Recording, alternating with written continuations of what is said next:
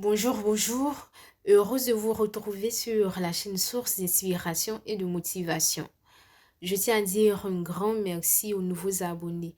Oui, c'est une infinie reconnaissance envers vous d'avoir pris la peine de vous abonner à la chaîne. Nancy Agré au micro. Aujourd'hui, je vous propose une production dénommée Assigné sur les pas de l'embouchure. C'est une vidéo que j'ai eu à monter dans mes tout débuts moments d'apprentissage du montage vidéo. Et moi-même, je sais qu'il y a assez d'impairs, assez de manquements. Mais bon, aucun début n'est facile et puis je suis contente parce que c'est mon tout premier bébé. Mais avant tout, je tiens à signifier que la chanson que vous entendrez, c'est une chanson d'Alpha Blondy et je n'ai aucun droit là-dessus. Ainsi donc, mesdames et messieurs, veuillez recevoir Assini sur les pas de l'embouchure.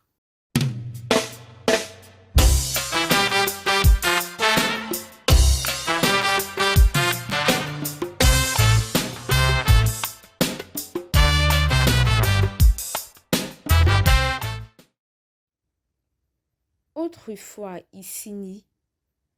Assigny fut le premier comptoir de la côte ivoirienne, bien qu'il ne reste plus aucun vestige de cette époque. Dès 1637, 5 missionnaires capucins venus de Saint-Malo pour évangéliser s'y installent. 3 d'entre eux perdent la vie et les 2 autres migrent ailleurs. En 1687, 2 ans après le Code noir, des missionnaires et des commerçants français s'installent sur le site d'Assigny, à l'extrémité est du littoral, vers la côte de l'Or. Mais ils repartent en 1705, après avoir construit et occupé le fort Saint-Louis. C'est Arthur Verdier qui mettra le premier réellement en valeur la région d'Assigny à partir de 1870. Les premiers caféiers sont alors plantés en 1881, en même temps que démarre la culture du cacao. Assigny a également une histoire particulière avec l'école ivoirienne. En effet, lorsqu'Ailima sera créée la première école officielle française le 8 août 1887, elle comptait alors 33 élèves africains qui seront les premiers lecteurs en langue française et fonctionnera pendant 3 ans avant d'être transférée en 1890 à Assigny par Marcel Trèche-Laplaine. Située à 94 km à l'est d'Abidjan et plus précisément dans la région du Sud Comoé faisant frontière avec le Ghana, Assigny est une station balnéaire de la Côte d'Ivoire au bord du golfe de Guinée.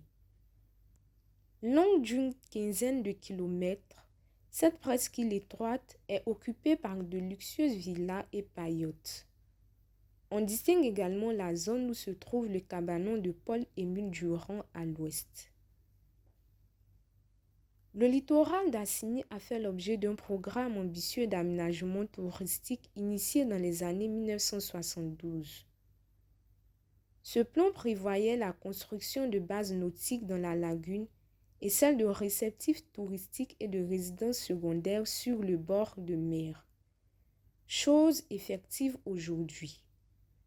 Assigny est devenue une destination privilégiée avec de magnifiques plages, des villas luxueuses et plusieurs hôtels de haut standing qui vous proposent des activités telles que le jet ski, des balades en pirogue, de la bouée tractée sur le vaste plan d'eau de la lagune Abi et des mini-croisières pour les visiteurs désireux de découvrir davantage.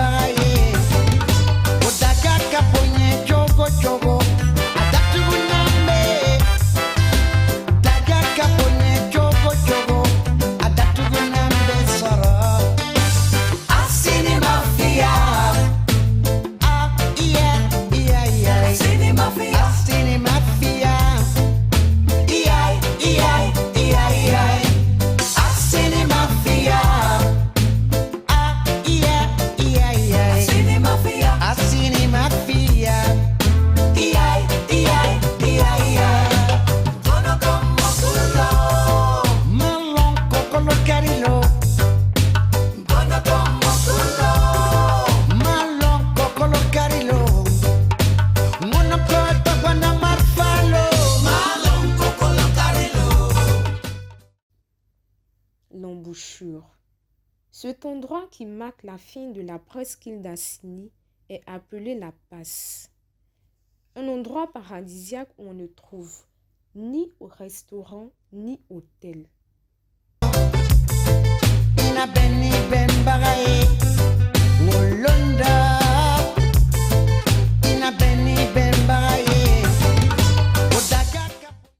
L'une des parties les plus impressionnantes d'Assigny est la rencontre entre la mer et la lagune. Les vagues de la mer y sont déchaînées pour repousser le plus loin possible l'eau de la lagune. Il s'agit de l'embouchure. Mais qu'est-ce qu'une embouchure? C'est le lieu où un cours d'eau se jette dans un lac, un réservoir, un océan. En d'autres termes, elle correspond à la rencontre d'un cours d'eau avec un autre. Des eaux de composition, température et vitesse différentes se rencontrent.